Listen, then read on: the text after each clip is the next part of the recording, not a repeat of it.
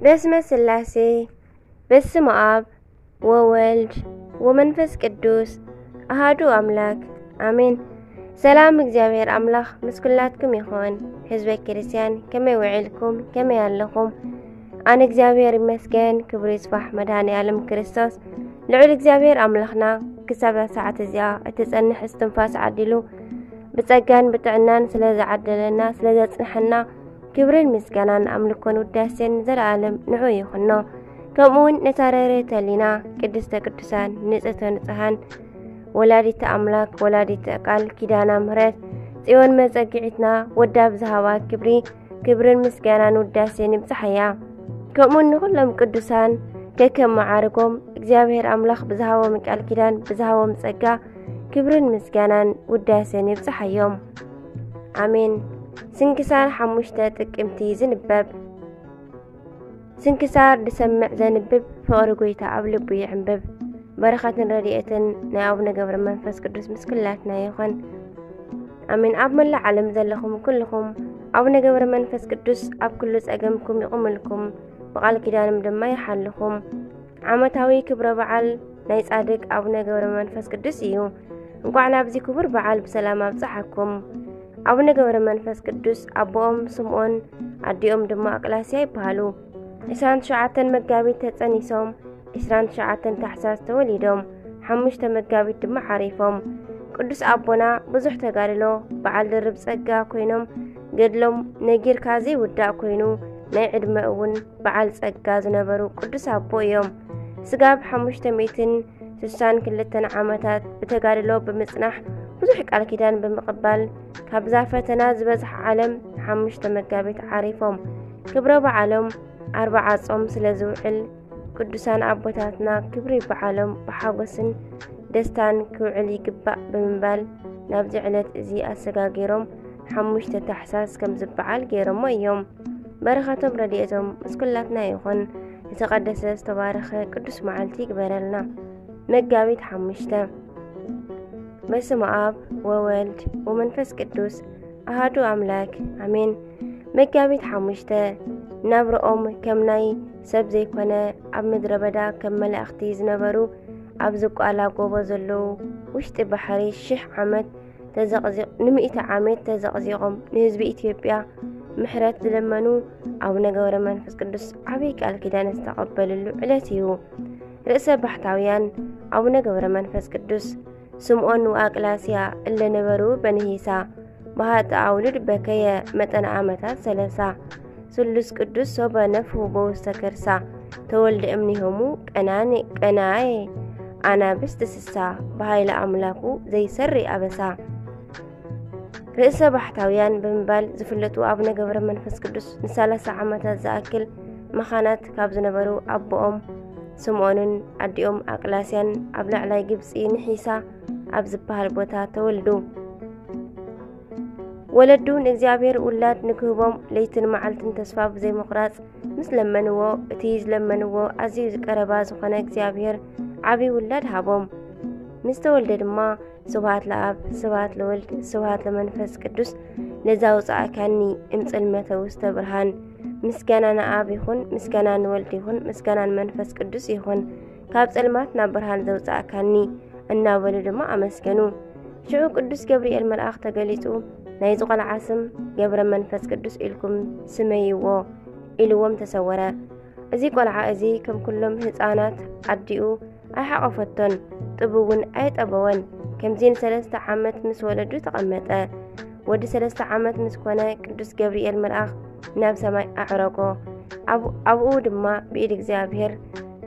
ብኢድ እግዚአብሔርን ቅዱሳንን ምስ ተባረኸ ናብ ገዳም ኖብ እትበሃል ገዳም ኣብ ኣፍ ደገ ኣቐመጦ።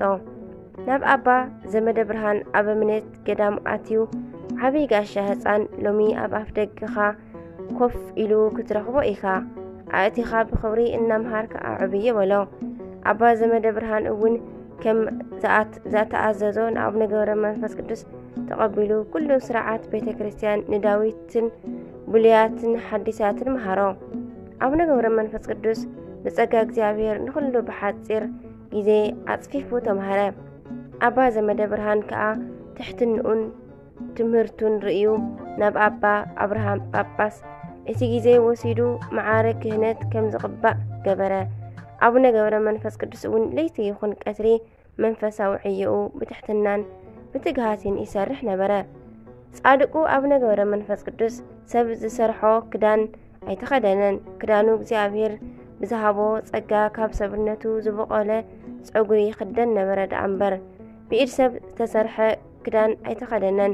ሓደ መዓልቲ ቅዱስ ገብርኤል መልአኽ ናብ ኣቡነ ገብረ መንፈስ ቅዱስ መጺኡ ከምቲ ቅድም ናብ ሰማይ ዘዕረኩኻ ንኣ ሕጂ እውን ናብ ሰማይ ክዕርገካ እየ በሎ። ብኽንፉ ሓቒፉ ድማ ናብ እግዚአብሔር ኣቕረቦ። ጎይታ ድማ ኢዱ ዘርጊሑ ባረኾ። ብጸሎትካ ብዙሓት ነፍሳት ስለ ዝድሕኑ ካብ ሰባት ተፈሊኻ ንበር። ብጸሎትካ ዕውራን ሓንካሳት ክፍወሱ እዮም እሞ ንበረኻ ኪድ ምስ ኣናብስትን ኣናብርትን ንበር በሎ። ኣቡነ ገብረ መንፈስ ቅዱስ እግዚአብሔር ብዝሃቦ ጸባ ሱሳ ኣናብስቲ ቀቅድሚኡ ሱሳ ኣናብርቲ ደድሕሪኡ ዝስዕብዎ ርጋጽ እግሩ እናተመገቡ ዝነብሩ ነበርዎ። ኣቡነ ገብረ መንፈስ ቅዱስ ግርማ ለይቲ ድምፂ ኣራዊት ተዓጊሱ ኣብ በረኻታት ግብፅን ሱዳንን እናተዘዋወረ ዝተፈላለየ ተኣምራት እናገበረ ን300 ዓመታት ምስ ተቐመጠ ብፍቓድ እግዚአብሔር ብቅዱስ ገብርኤል መልአኽ እናተመርሐ ናብ ሃገረ ኣጋዚት ምድረ ኢትዮጵያ ሃገርና መጸ። መጀመርታ ኣኽሱም በጽሐ። ድሕሪኡ ናብ ላስታ ደብረ ሮሃ ከደ። ድሕሪኡ እውን ጉዕዝኡ ብምቕጻል ናብ ምድረ ከብድ ዝተባሃለ ቦታ ብምብጻሕ ናብ ዝቋላ ኣምረሐ። ኣብዚ ቦታ እዚ ብጾምን ጸሎትን ብምስጋናን እናነበረ ከሎ ኣብቲ ከባቢ ዝቕመጥ ህዝቢ ብሓጢያት ከም ዝተሰናኸለ ተገልጸሉ። ጻድቁ ኣቡነ ገብረ መንፈስ ቅዱስ እቶም ህዝቢ ካብ ሓጢያቶም ክምለሱ ጸለየ። ከምቲ ነቢ ሙሴ ኣብ ቅድሚ እግዚአብሔር ኣምላኹ ምእንቲ ህዝቡ እግዚአብሔር ስለምንታይ ኩረኻ ኣብዚ ብዓብይ ሓይልን ብጽንዕቲ ኢድን ካብ ምድሪ ግብፂ ዘውጻእካዮ ህዝብኻ ስለምንታይ ዝነድድ ስለምንታይ ከግብፃውያን ኣብ ኣኽራን ክቐትሎም ካብ ገጽ ምድሪ ከዓ ከጽንቶም ንጥፍኣት እዚ ዝመጾም ኢሎም ዝዛረቡ ካብቲ ነዳዲ ቁጣዕኻ ደኣ ተመለስ። ነቲ ንህዝብኻ ክትገብሮ ዝሓሰብካዮ ክፉእ ነገር ተጣሓሰሉ። ዘጸአት 32 ምዕራፍ ካብ 11 ፍቕዲ 14 እናበለ ዝተማህለሎ ብምዝካር ኣቡነ ገብረ መንፈስ ቅዱስ እውን ኣብቲ ቦታ ኣብ ዝርከብ ዓብይ ቀላይ ጠጠው ብምባል ን40 መዓልትን 40 ሌትን ናብ ፈጣሪኡ ምስ ጸለየ ስምካ ጸዊዑ ዝለመነኒ ናይ ምሕረት ቃል ኪዳን ክህበካ ኣለኹ ይኣኸለካ ካብ ባሕሪ ድማ ውፃእ ዝብል ቃል መጾ።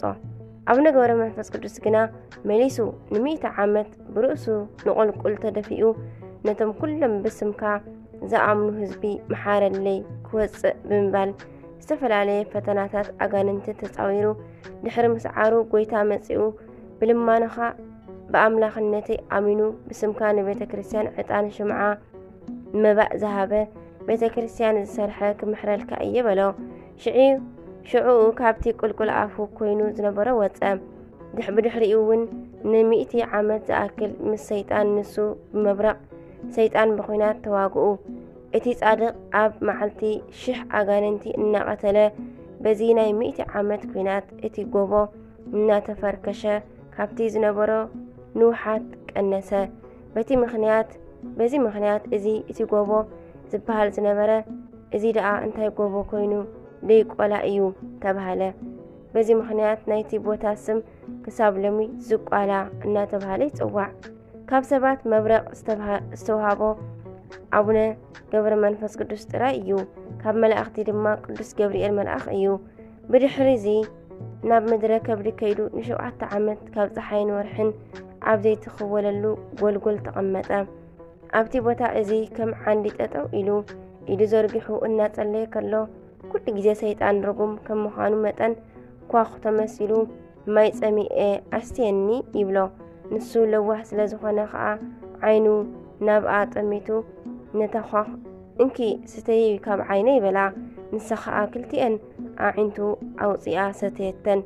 ኩሉ ጽድቂ ብትዕግስቲ እዩ ዝመጽእ ብምባል ንኽልተ ቅነ ዝኣክል ክልቲአን ኣዒንቱ نقيرن كلوا تسبح كيقرص صلوتن صومن قصله دحرزي ملأخ قدوس ميكائيلن قدوس جبريلن مصيوم نسن زطفا عينتو اوف بللمو كم قدمن تملسالو نسو دما እግዚአብሔር أمسكنا أبونا ገብረ መንፈስ ቅዱስ ካብ ምድረ ከብዲ ንቁሩብ ጊዜ ድሕሪ ምጽናሕ ካብተን ናብተን ኣብ ኢየሩሳሌም ዝርከባ ቅዱሳን መኻናት 3 ጊዜ ተመላሊሱ መጋቢት 27 ቅዳሴ ቀዲሱ መስዋዕቲ ኣዕረገ ናይ ዓይኒ ፈተነ ምስ ገጠሞ እግዚአብሔር ንቅዱስ ሚካኤልን ቅዱስ ገብርኤል መላእኽቲ ለኣኸሉ እቶም ቅዱሳን መላእኽቲ ድማ ንጸላእትኻ ምእንቲ ክስዕሮም ናብ ገዳም ዝቋላ ኪድ ኢሎምዎ ተሰወሩ ጻድቅ አቡነ ገብረ መንፈስ ቅዱስ እውን ካብ ምድረ ከብዲ ናብ ገዳም ዝቋላ ኸደ ኣብ ጥቓ መንበረ ማርያም ምስ በጽሐ ስላሴ በአምሳል 3 ሽማግለታት ኣብ ትሕቲ ገረብ ኮፍ ኢሎም ረኸቦም ስለ እቲ ጽቡቕ ትሩፋቱ ከኣ ናይ ስላሴ ሰለስተነት ሓድነትን ኣብ ዝቋላ ተገልጸሉ ብሓደን ሰለስቲኦም ብዝባኑ ተሰኪሙ ንሓደ ምዕራፍ ኣፋነኦ በዚ ምኽንያት እዩ ኣብ መልክዓ አቡነ ገብረ መንፈስ ቅዱስ ኣብ በዘባኑ ወልድ በዘባኑ መንፈስ ቅዱስ በዘባኑ ዝሓዘልዎ በኪዳኑ ገብረ መንፈስ ቅዱስ 3 ገጻተ ዘይዘኑ ዝብል አቡነ ገብረ መንፈስ ቅዱስ በሓፈሻ ኣብ ምድረ ኣጋዚት ን262 ዓመታት ዝሓመሙ እናኣሕወየ ዝሞቱ እናተንስአ ኣዝዩ ዘደንቕ ተኣምራት ገበረ ኣብዚ ናይ 562 ዓመት ዕድሚኡ ብዙሕ መከራን ፈተና ሰይጣን ተሓጊሱ ካብ እግዚአብሔር ናይ ምሕረት ቃል ኪዳን ተቀቢሉ ብ5 መጋቢት ተጋድልኡ ፈጺሙ ዓረፈ ሞቶም ሰለ ጻድቃን ህይወቶም ውእቱ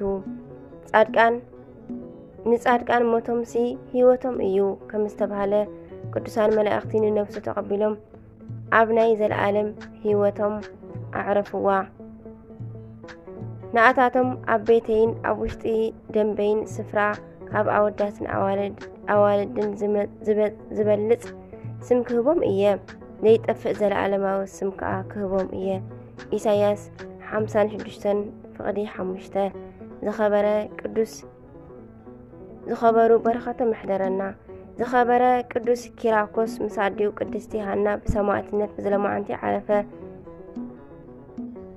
ኤልያኖስ ተባሃለ ከሓዲ ንጉስ ኣብ መጀመርያ ንኣቡና ንጣዖታቱ ክሰግዱ ምስ ኣገደዶም ነቲ ትእዛዙ ከም ዘይተቀበልዎ ኣብ ዝፈለጠ ጊዜ ናብ ኣደባባይ ኣውጽኦም ንኣማልኽተይ ከየምልኹ እናጸሓፈት እትኽልክል ዘላዛ ኢድካ ክትቆረጽ ይግባእ ብሎም ንኣቡነ ኪራኮስ ሒዞም እርሳስ ኣፍሊሖም ኣብ ውሽጢ ኣፎም ኣፍሰስዎ ከምኡውን ኣብ ልዕሊ ሓጺን ዓራት ፍሓም ከስኪሶም ኣብ ልዕሊኡ ኣደቀስዎም ጨው ብምውሳኽ ድማ ንሰውነቶም ፈጺሞም ኣቃጸልዎ ኣዕጽምቶም ክሳብ ዝስበር ድማ ብሓጺን በትሪ ቀጥቀጥዎም ጎይታና ከዓ ካብ ሕማሞም ፈወሶም አቡነ ኪራኮስ ኣብ እስር ቤት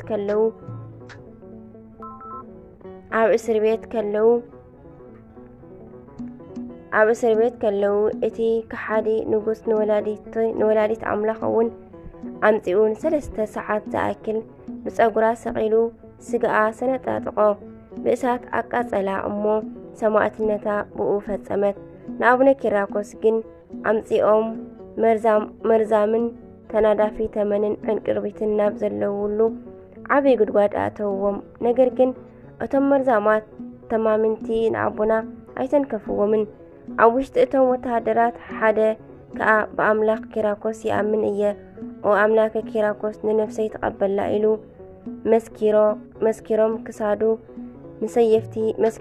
ክሳዶም ንሰየፍቲ ኣስተኻኺሉ ብምሃብ ተሰየፈ ሰማዕትነት ድማ ተቐበለ ንኣቡና ናብ ዝፈልሐ ዘይቲ የእተውዎም ካልኣይ እውን ንኣፍ ልቦም ብኹናት ወግእዎም ሰማዕትነቶም ድማ በዚ ፈጸሙ ነፍሶም ንእግዚአብሔር ኣረከቡ ረድኤት በረኸቶም ይሕደረና ብጸሎቶም ድማ ይምሓረና ኣሜን መጋቢት 5 ዝኽበሩ ዓመታዊ ናይ ቅዱሳን በዓላት አቡነ ገብረ መንፈስ ቅዱስ ጻድቅ አባ ገብረ ሕይወት ቅዱስ አባ ሰረባሞን አባ ግርማኖስ ጻድቅ ሶርያዊ ቅዱስ አውዶክስያ ሰማዕት ቅዱሳን ስምዖን ወአቅላስያ ወለዲ አቡነ ገብረ መንፈስ ቅዱስ ወርሓዊ በዓላት ድማ ቅዱስ ጴጥሮስ ሊቀ ሐዋርያት ቅዱስ ጳውሎስ ሐዋርያ ቅዱስ ዮሐንስ ኢትዮጵያዊ ቅዱስ አሞኒ ዘነሒሳ ወስብሐት ለእግዚአብሔር ወለወላዲቱ ድንግል ወለመስቀሉ ክቡር ዘወደቀ ዝነጠበ በአፈ ቅዱሳን ትጓሃን መላእክት ተአርመለይ አሜን አሜን። በረከት አቡነ ገብረ መንፈስ ቅዱስ ምስ ኩላትና ይኹን አሜን።